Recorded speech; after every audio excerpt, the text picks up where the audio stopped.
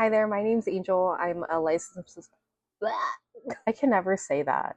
I've been a massage therapist for like 6 years now, and I can never say massage therapist. How embarrassing.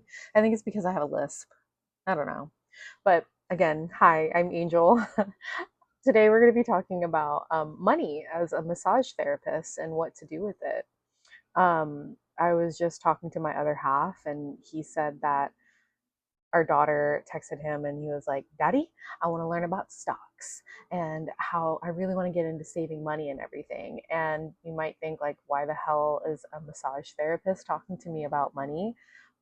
But in all actuality, I feel like everyone should talk about money. But like, that really got me going. And I was like, oh man, I really should make a YouTube video about this because it's so important. Yeah. So here I am. So, being a massage therapist, we know that it it is easy money in a sense. It is a great job to have.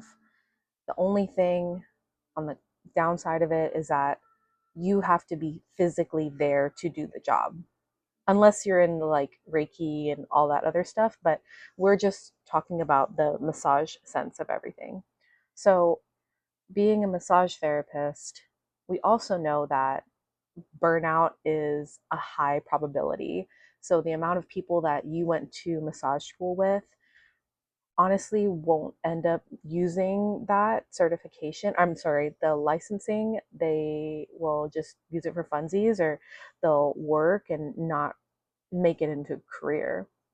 I never thought that I was going to get into this career field. I honestly thought I was going to do something else.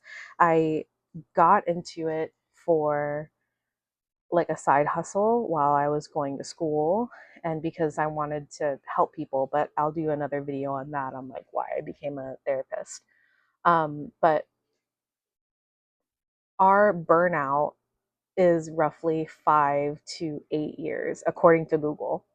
But even when you're in school, your um, teacher or your mentor will let you guys know from the start, like, burnout is a thing. Why does it happen? Oh, because we're physically working. Our job is really hard. The amount of stress that our body goes through working on other people, it's pretty high. And then the, like, working with um, a company, a lot of the times you can either get complacent or you can not really mesh well, depending on like where you work. Um, with the employer, it really depends, the work environment, and honestly like how they work you, because there are places that, like like in spa setting, that you don't have that many people, like, it's very. And then there's other times where you're working for a franchise where you're like there's, when they say that you have a 10-minute break, that is not a break. Like, let's, in all actuality, 10 minutes, like, no, that like, I don't even have time to go to the bathroom and take a piss, like for real. It's just something that you have to think about. But work environment, and then also like taking care of yourself. um Again, it goes back to the physical toll that it takes on your body. You, if you don't take care of your body as a massage therapist, like either working out or taking a break, or going to see someone for the pain that you personally have before working with someone else, then yeah, it's a lot. um, and then also, this year, I'm not quite sure with other states, but Hawaii just added continuing education, so CEs, for becoming a massage therapist, and that's kind of weird because it hasn't. They never had that, and I think it's more so for a licensing sake, and to also like keep us on our toes. There's always something new coming out, modalities, like maneuvers, all stretching, everything. They just want us to learn more, which I honestly don't have a problem with that. But some people do, especially if they've been doing this for 10 plus years and then all of a sudden they started doing that. That's, and it's not cheap. Like, let's talk about that too. It's not cheap. Like, some of the classes that you'll start, really depends. Like Lomi Lomi, I was trying to take that class and it was like $700. So just keep in mind, money is a huge thing, um, that kind of contributes to burnout too. But again, all of this that I gave you, we're going to round back to money. Okay, so as a therapist, we already know that money can come easy because everyone wants a massage, but at the same time, it's physical labor. And then that we have to physically be there, especially if we're giving a manual massage, right? So money is a huge thing that we have to revolve around.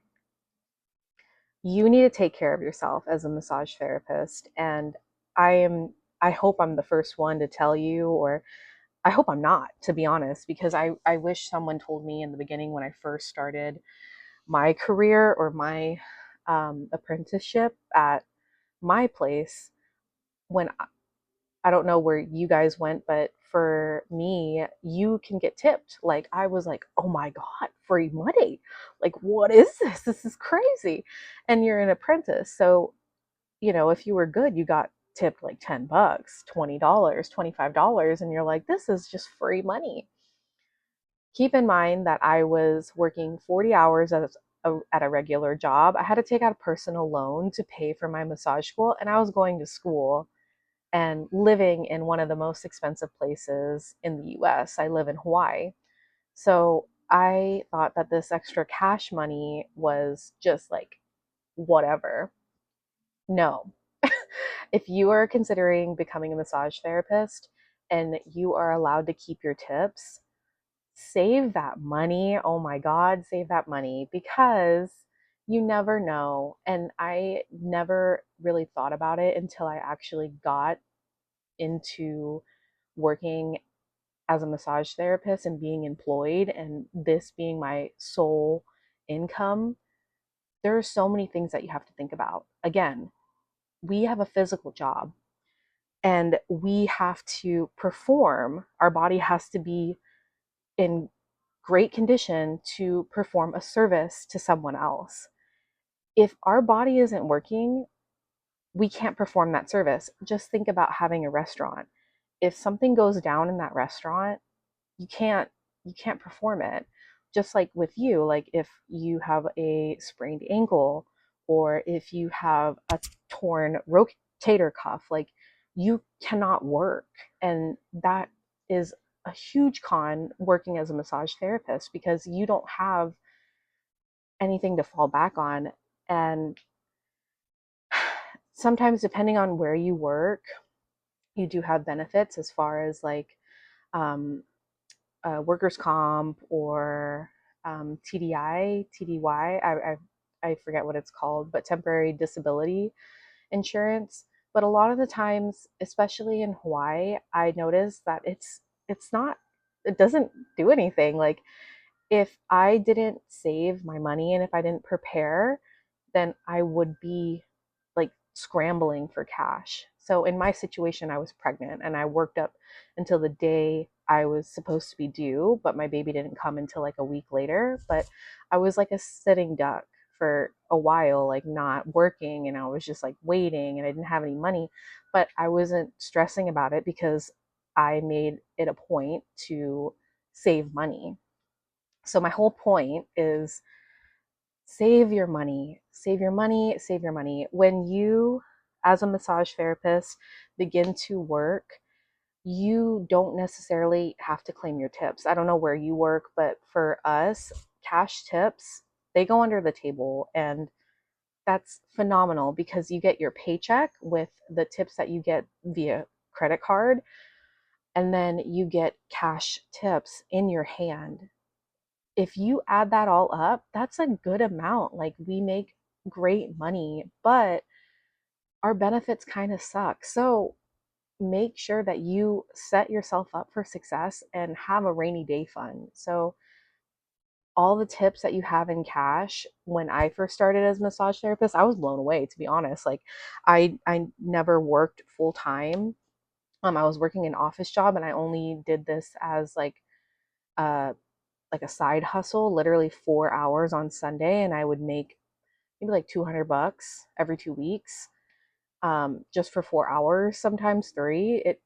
That's great. That's great money. That was an extra amount. But working as full time, my cash tips ranged from $500, um, or I'm sorry, $200 at the lowest, but I would get tips on credit card, to about seven, $800. So that's a lot of money that kind of goes unnoticed by the IRS. But again, you're supposed to, I'm not getting into that, but that money that you have in your hand, you need to put at least 10% away of that. Is that a lot? No, I think that's honestly like not a lot at all. But when I would look at my tips, and I'm just like thinking like all the possibilities that I could do this, but you always have to think about yourself, like set yourself up for the future, and make sure that you're going to be okay, because we got to think about our benefits. A lot of the times we don't have benefits. So having that extra cushion of cash set aside is phenomenal. It really makes a difference. It takes the weight off of your shoulder. It doesn't, you don't have to stress about it. It's great. Honestly, um I think I'm like this because I had to learn for myself. I started massage school late. I started when I was like 25, 26, and now I'm 31, but still 25. um but during that time, I was learning about money, and I can do another thing on that. But I'm like, I'm not a Dave Ramsey or a Ramit Sadie.